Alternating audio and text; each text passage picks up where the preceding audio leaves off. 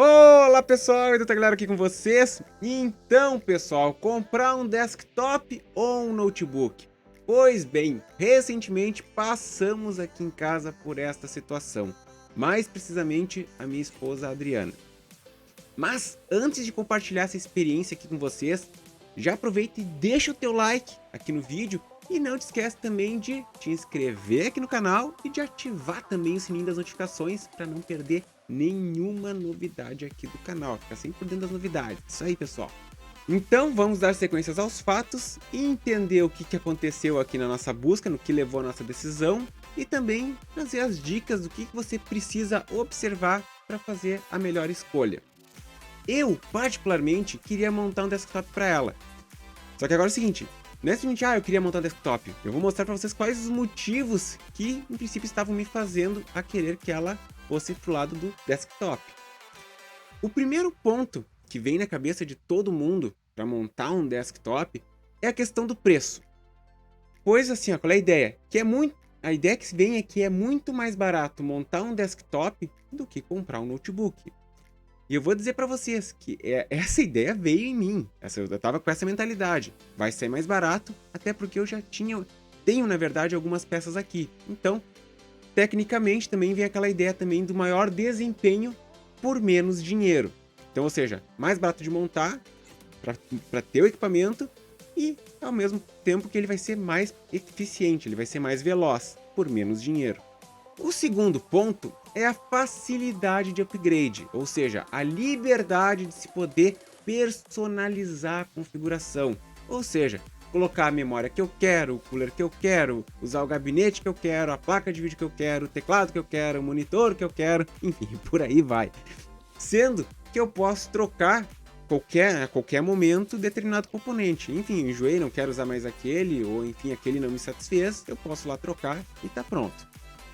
O terceiro ponto que é muito importante, que pesa a favor do desktop, é a questão da manutenção. E aqui nós temos duas subdivisões. Uma é para caso ocorra algum problema na placa-mãe, por exemplo, que no caso de um notebook, praticamente é a morte dele. Ok, até pode existir reparo, mas ele vai ter que ser mais especializado e com certeza mais caro. Já no PC, a substituição, no caso da placa-mãe, pode ser quase que instantânea e o custo vai ser consideravelmente menor. Sem ficar aquela sensação, nossa, foi consertado, será que vai funcionar bem agora? Porque é aquela coisa, você vai trocar a placa-mãe, vai funcionar normalmente.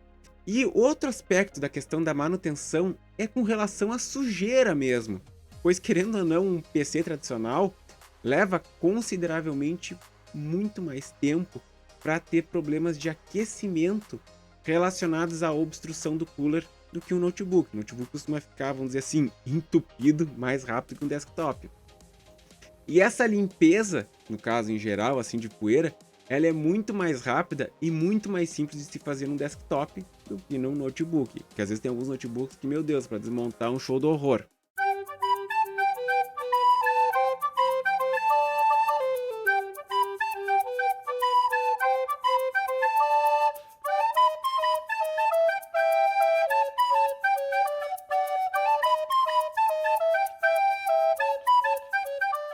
O grande problema para eu conseguir convencer a Adri, que é a minha esposa, a fazer essa troca de vir para os desktops, é que já faz mais de década, se bobear quase 2 décadas, que ela vem trabalhando utilizando notebooks. Primeiramente, ela usava o computador, no caso o notebook, tanto em casa e ela precisava levar ele para o trabalho. Então, o desktop era algo completamente inviável. Não tinha o porquê dela ter um desktop, era realmente muito mais viável ter um notebook. Então, esse é o primeiro aspecto. Se você precisa de mobilidade, o notebook é incontestável. Só que, nessa questão desse problema, entretanto, há alguns bons anos, enfim, já há algum tempo atrás, com o surgimento de computadores, de notebooks, na verdade, que até chamavam-se de netbooks em algum momento, enfim, que são equipamentos menores, mais leves, que foi uma onda, na verdade, que foi lançada com o Libretto, Toshiba Libretto, eu vou deixar uma fotinha aqui para vocês, e que depois evoluiu para o EEPC, que também vinha facilitando a questão da portabilidade. Então o que aconteceu? De certa forma, enfim, ela teve esses equipamentos, esses notebooks menores, Então, essa necessidade de ter que levar um notebook mais pesado perdeu sentido, até porque os notebooks mais antigos chegavam, enfim, 3 quilos ou até mais. Então, o que aconteceu? Com esses notebooks menores, apesar de menos potentes, mas que satisfaziam, no caso, tinham desempenho suficiente para desempenhar o trabalho quando não estava em casa, tranquilo. Então, o que aconteceu? Esse tipo de comportamento de se utilizar, vamos dizer assim, computadores específicos para mobilidade, ou seja, notebooks menores específicos para mobilidade, abriu a margem de um possível uso do desktop para se utilizar aqui no, vamos dizer assim, no home office.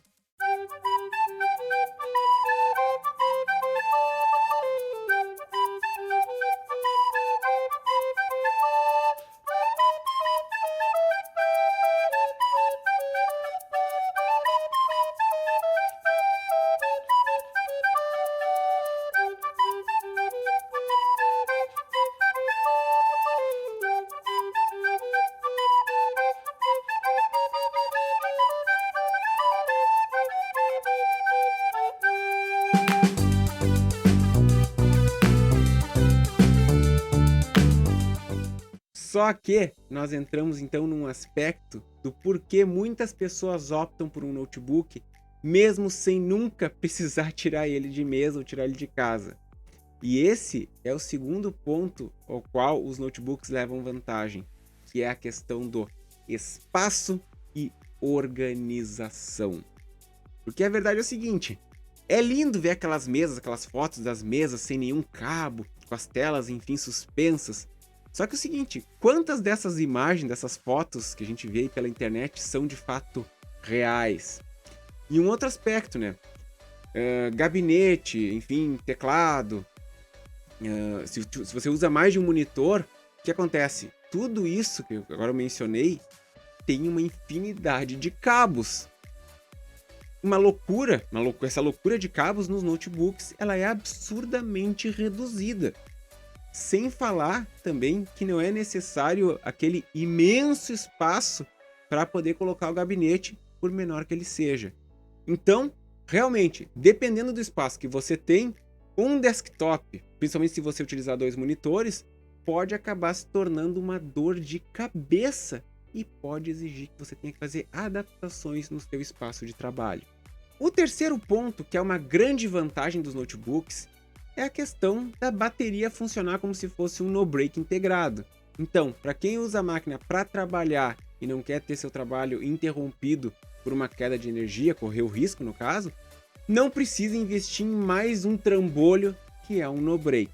E agora nós entramos em um aspecto que remete à primeira, que seria a vantagem do desktop, que eu mencionei mais no começo do vídeo, de fato, vamos aprofundar esse aspecto. É mais caro um notebook que um desktop? Só que assim, antes a gente tem que desmistificar um detalhe que normalmente é bastante generalizado. Que, processador de notebook é fraco. Na verdade depende. Existem modelos voltados para o baixo consumo que sim, são mais fracos. Como por exemplo alguns modelos de i7 que tem apenas 2 núcleos e 4 threads. Mas existem modelos que estão no mesmo nível de desempenho dos modelos de desktop. A única diferença basicamente que existe é que acabam utilizando clocks um pouco mais baixos por questão de eficiência energética mesmo. Então não dá para generalizar que um processador de notebook é um processador de baixo desempenho. Um outro ponto não vamos entrar no mérito de promoções, de questão de preço, ou então de comprar tal peça ou equipamento usado, ou então fazer malabarismo para trazer não sei da onde, enfim. Isso, eu quero deixar bem claro, tanto para o lado do desktop, quanto para o lado do notebook. Então, ou seja, vamos trabalhar com os preços que a gente encontra normalmente nas lojas. Então, começando a nossa lista de preços, vamos pegar o valor de um notebook com a seguinte configuração. No caso, um Ryzen 7 4800H, que tem 8 núcleos e 16 threads, que vem com uma Vega 7, no caso integrada, 8 GB de memória RAM, ocupando um slot, tendo outro slot vago, um SSD NVMe de 512 GB, com possibilidade de colocar mais 2 SSDs, sim, pode-se ter até 3 SSDs ou 2 SSDs e um HD internamente nesse notebook que eu estou falando para vocês. Sendo esse notebook vindo também com uma tela de 144 Hz e também vindo com uma placa de vídeo dedicada, uma GTX, uma NVIDIA GTX 1650 Ti. Sim, ele vem com uma Vega 7 e também vem com uma 1650 Ti. O preço dessa máquina, essa configuração que eu passei agora para vocês, é de aproximadamente R$ 6.500 no momento que eu estou gravando esse vídeo. Lembrando que eu não vou entrar no aspecto de promoções. Agora vamos montar um desktop com uma configuração semelhante. Pegando agora, começando pelo processador, um processador que tem um desempenho semelhante ao 4800H é o 4700G. Só que esse processador não tem para vender oficialmente aqui no Brasil. Mas se for comprar ele no AliExpress, estamos falando de um processador na faixa de R$ 2.100.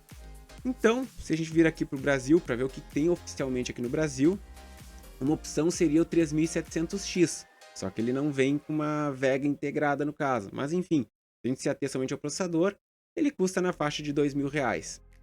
Já a placa-mãe, uma boa placa-mãe B450, seria algo na faixa dos R$ 700, passando para a memória RAM, 8 GB de memória, com frequência de 3.200, seria algo em torno de R$ 290.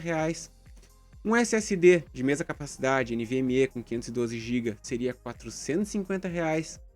Um bom gabinete, R$ 260. E uma fonte confiável de 600 watts, algo na faixa de R$ 400. Já a GTX 1650, e eu não vou considerar nem a versão Super, mas a 1650 normal, vamos falar em R$ 2.000. Já um monitor 144 Hz, R$ 1.200. Então aqui nós temos o total de R$ 7.300. E ainda falta o teclado e o Windows, pois a máquina ali, o notebook, até esqueci de mencionar, por aquele valor já vem com o Windows. Tudo bem, até a questão do mouse eu até nem vou colocar nessa conta, porque é muito normal quem compra um notebook acabar comprando um mouse também, então não vou nem considerar mouse, mas teclado é algo que tem que considerar. E o Windows também, né? Só que nessa parte do vídeo eu já tenho certeza que muitos já devem estar surtando. Pois onde já se viu usar uma máquina com um processador desses com uma mera GTX 1650? Sim, se você usa para jogar, realmente é uma combinação desproporcional. E que talvez, pode ser que valesse mais a pena você gastar menos com o processador e pegar, por exemplo, um 13300X e investir mais em GPU. Não sei, pode ser uma opção. Só que assim, lembre-se que a vida não é feita somente de jogos. Muita gente usa o PC para trabalhar também. E quem trabalha com renderização, vídeos e imagens precisa de processador forte e uma placa de vídeo. Essa é a questão. E aqui nós temos um fato interessante. Tudo bem, o ideal seria, por exemplo, pelo lado da NVIDIA, utilizar placas quadro, que são específicas para esse tipo de uso de renderização. Só que elas são mais caras. Então, uma placa como uma GTX 1650 acaba suprindo bem isso no home office, vamos dizer assim. E aqui vem um detalhe muito interessante. A diferença de desempenho nesse aspecto é relativamente pequena. Então, não é vantagem financeiramente a pessoa, por exemplo, comprar uma RTX 2060, por exemplo, ao invés de uma GTX 1650. O ganho de desempenho é muito pequeno na questão de renderização. Em outras palavras, então uma CPU, no caso, um processador potente, com uma placa de vídeo que faça a renderização de modo eficiente, para esse tipo de tarefa, costuma ser a melhor opção, o melhor custo-benefício. Então, se uma GTX 1650 é uma placa fraca para games, para trabalhar, ela é uma grande aliada em termos de custo-benefício. E a realidade que nós temos que falar aqui é que muitos notebooks ditos gamers, na verdade, tinham que ser vendidos como máquinas para produtividade e não como gamers. Só que isso é um outro assunto, enfim, é assunto para outro vídeo, para outra oportunidade. Ainda que o PC custe mais caro, muita gente ainda vai bater na tecla do upgrade, pois nos games, com certeza a GTX 1650 vai acabar envelhecendo mal daqui para frente. Só que temos que pensar o seguinte, para trabalho, ela não vai envelhecer na mesma proporção ruim como vai envelhecer para os jogos. E tem um detalhe, esses processadores, no caso o 4800H como o 3300X, esses processadores podem ser utilizados por bons anos, entregando um desempenho bastante digno. E a questão de que o upgrade acabará sendo mais barato, enfim, no futuro, para a hora de atualizar a máquina, vai ser mais barato fazer o upgrade do que comprar um notebook novo, isso é muito relativo.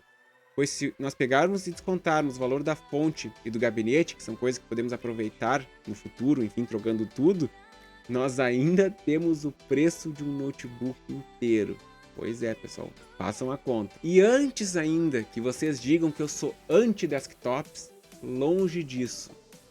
A verdade é que eu acho que para jogar, o desktop é sim a melhor opção. Pois o engessamento do notebook para jogar faz com que ele fique obsoleto muito rapidamente, justamente por causa da placa de vídeo. Então eu acho um desperdício colocar dinheiro em um notebook para ser usado para jogos.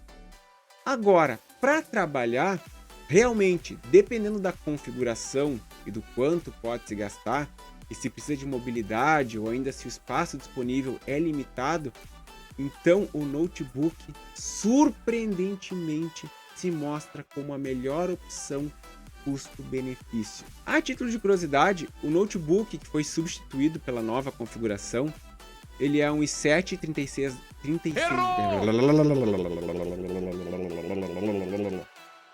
A título de curiosidade, o notebook que foi substituído é um i7 3610QM com 4 núcleos e 8 threads, com 8 GB de RAM e com uma placa de vídeo dedicada NVIDIA GT 630M de 2 GB. E vem também com HD de 500 GB. Esse notebook foi comprado no final de 2012, ou seja, foram praticamente 9 anos de muito bons serviços prestados. Então, a verdade é que, depois de 9 anos, se fosse também um desktop, tudo acabaria sendo trocado também. Essa que é a verdade.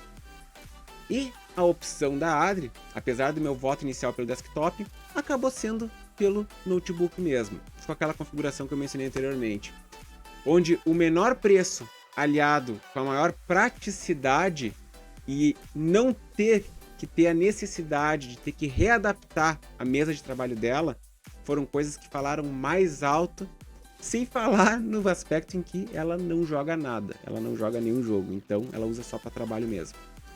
E eu vou dizer para vocês, o Ryzen 7 4800H é um verdadeiro monstrinho. E aí, pessoal, o que vocês acharam de tudo isso? Deixa aqui nos comentários. Por hoje é só. Se inscreva no canal, like no vídeo, ativem o sininho e até a próxima!